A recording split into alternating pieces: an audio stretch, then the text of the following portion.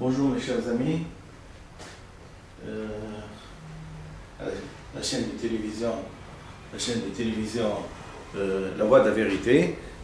Aujourd'hui, je vais vous relire ou peut-être lire pour la première fois. Je n'ai aucune idée, mais simplement je vais le relire parce que les événements pendant cette révolution sont tellement changeants, ils sont presque, ils prennent, si j'ose dire, la loi du temps. C'est-à-dire que tout change. Avant, on avait un dictateur. Aujourd'hui, nous avons une assemblée constituante. Donc, en 10 mois, nous avons fait des pas de géants. Des pas tellement de géants que pendant 54 ans, on n'a pas réussi à avoir une représentation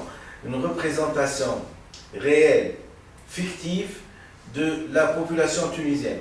Si j'ose dire, c'est la première fois que le peuple foule et rentre dans le Parlement, et on va avoir ce qu'on appelle la voix du peuple. C'était un journal c'est un journal de l'humanité. Je pense que l'humanité, avant, on l'a nommé la voix du peuple. Il y a un problème sartrien dans ce truc. C'est Sartre qui a édité un journal, la voix du peuple. Aujourd'hui, nous, c'est pour la première fois, et donc je pense qu'ils sont en train de faire une réunion, probablement de cette assemblée constituante et constitutive, si j'ose dire, et vont mettre en noir sur blanc la Constitution, la nouvelle Constitution. Bon, il se trouve qu'il y a peut-être quelques petits détails dont ils ne sont pas au courant, mais j'espère que d'ici là, ils finiront par avoir tous les détails entre les mains pour pouvoir mettre en noir sur blanc une constitution, puisque l'autre elle a été transitoire pendant 54 ans. Je pense que cette constitution-là, elle sera définitive, c'est-à-dire qu'elle sera éternelle, hein, comme l'est la constitution française, éternelle. Ça ne vient jamais à l'idée de quelqu'un d'aller changer la Constitution française. Elle est là, on l'applique et c'est tout. Donc nous sommes en train, si j'ose dire, à la première étape de ce phénomène. On va mettre en noir sur blanc, on va accoucher sur le papier, hein,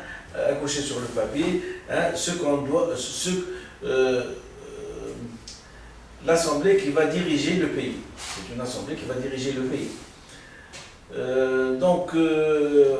Pour résumer, entre le texte que j'ai écrit le 14 janvier 2011 et maintenant, bien de l'eau a coulé sous le pont de la Seine, sous le pont Mirabeau, sous le pont de la Seine, et donc ce n'est pas l'ancien président, le dictateur Bichu, mais il y en a un autre, Moubarak, qui a été destitué, et dernièrement Kadhafi qui a eu ce qu'on appelle, qui a été lynché par son peuple, et donc il y a eu une note bien plus salée que les deux autres, puisque le peuple a voulu se venger par ses propres mains.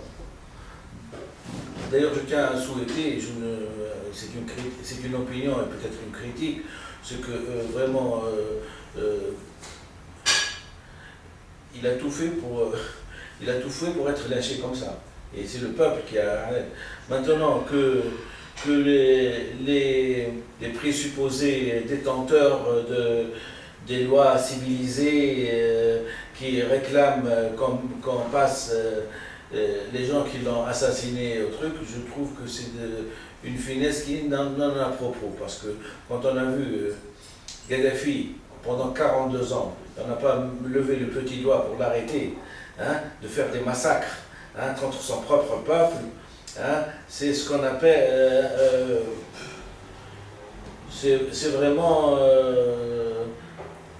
faire la fine bouche maintenant.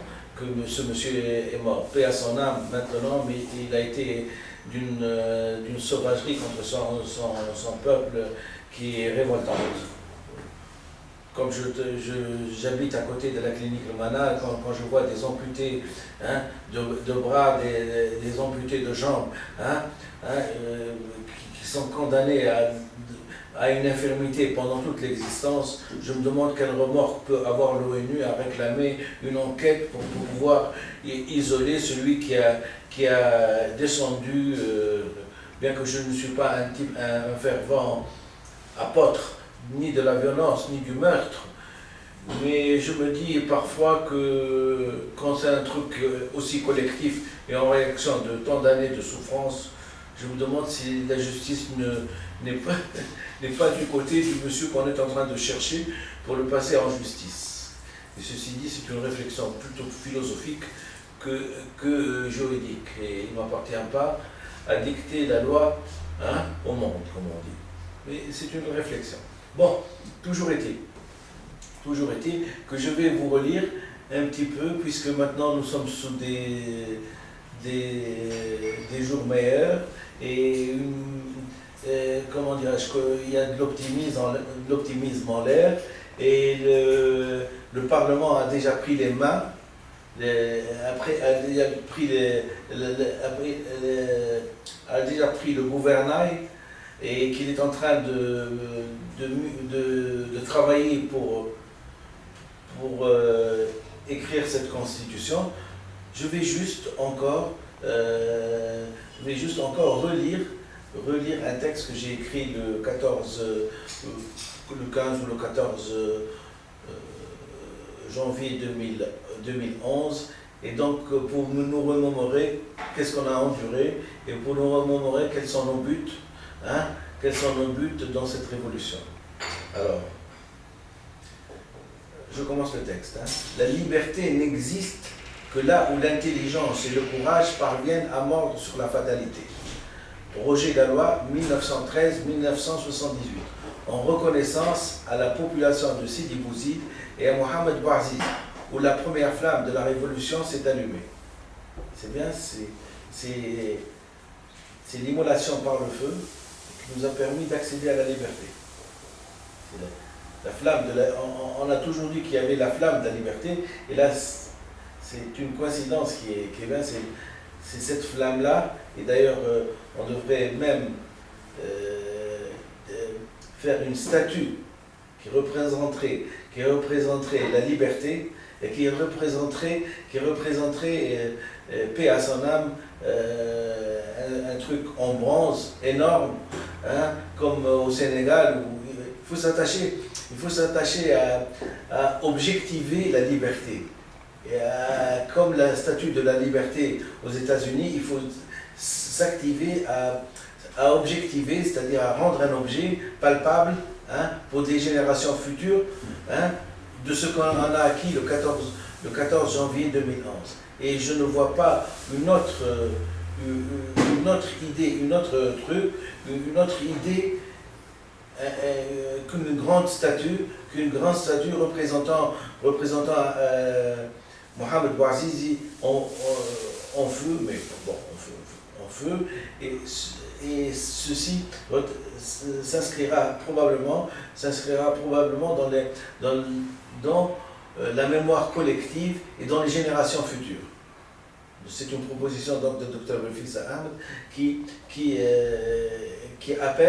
qui appelle à construire une grande statue, du genre la statue que j'ai vue au Sénégal qui mesure 25 mètres ou 30 mètres, et 30 mètres où les gens viendront faire un pèlerinage pour montrer au monde entier que désormais nous nous attachons aux symboles. Et il y aura d'autres symboles dans cette révolution. Et quand on veut chercher, peut-être sur proposition du Parlement, peut-être qu'un jour on gardera certainement notre drapeau, mais on ajoutera quelque chose, histoire de dire nous sommes plus des néocolonisés, mais nous sommes des gens libres. Des gens libres.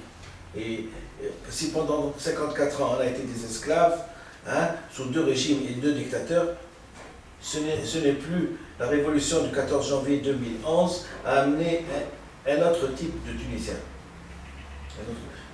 Bon, alors, la liberté n'existe que là où l'intelligence et le courage parviennent à mordre sur la fatalité. Donc, la liberté d'être ce que nous sommes ne nous suffit pas. Nous voulons encore celle d'être ce que nous ne sommes pas. 346, Jean Grenier, 1898-1971. En reconnaissance à la solidarité du peuple tunisien pendant cette révolution et à sa façon d'interpréter la justice.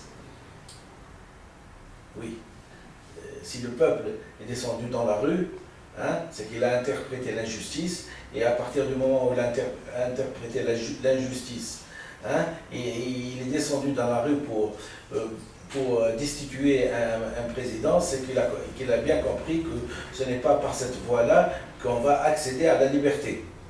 Hein? Voilà ce que ça veut dire. Et en plus de ça, c'est la liberté, si on peut parler de liberté, hein, sous Ben Ali, hein, qu'il a voulu changer, la liberté d'être ce que nous sommes. Je m'excuse, hein, de façon symbolique, nous étions les esclaves de Ben Ali. Ne nous suffit pas.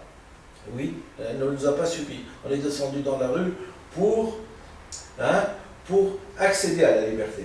Nous voulons encore celle d'être ce que nous ne sommes pas. Oui, nous voulons être des gens civilisés. Parce que je vous ai bien dit que scientifiquement parlant et psychanalytiquement parlant, nous étions, il ne faut pas avoir peur des mots, je l'ai dit dans une ancienne vidéo. Scientifiquement parlant, nous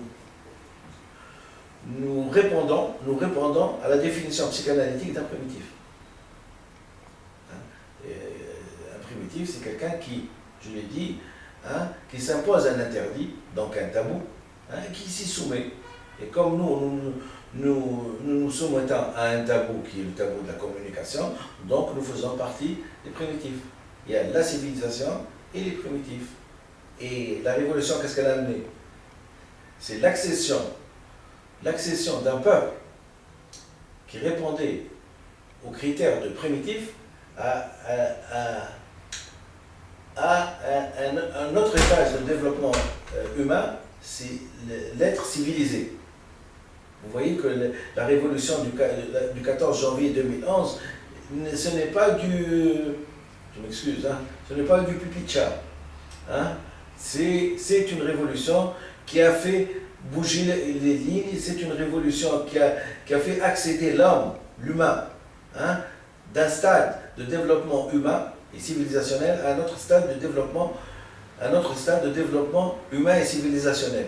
Et je n'en veux pour preuve que une nouvelle constitution. Et que l'accession du peuple au Parlement, pour qu'il dicte ses lois. C'est le peuple qui va dicter ses lois. Ce n'est plus un demeuré qui dictera les lois à un ami, qui les dictera à son peuple. Et le circuit de maître à esclave est terminé. Maintenant, on attend, on a tous les yeux ouverts vers le Parlement, et on a tous les oreilles ouvertes, les oreilles attentives à ce qu'il dira. Parce que ça, c'est la loi du peuple. C'est la voix du peuple.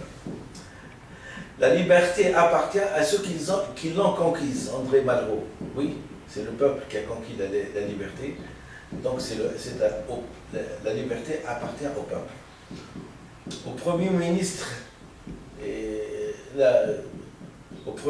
tunisien qui essaie par tous les moyens de s'embarquer dans le train de la révolution après l'avoir 13 ans durant combattu. Comme le texte est daté du 14-15 janvier, lors de l'accession de M. Ranouchi au Premier ministre, quand il a essayé de s'embarquer pour devenir révolutionnaire, ça a été ma réponse, la liberté appartient à ceux qui l'ont conquise. André Malraux, 1901-1976. C'est le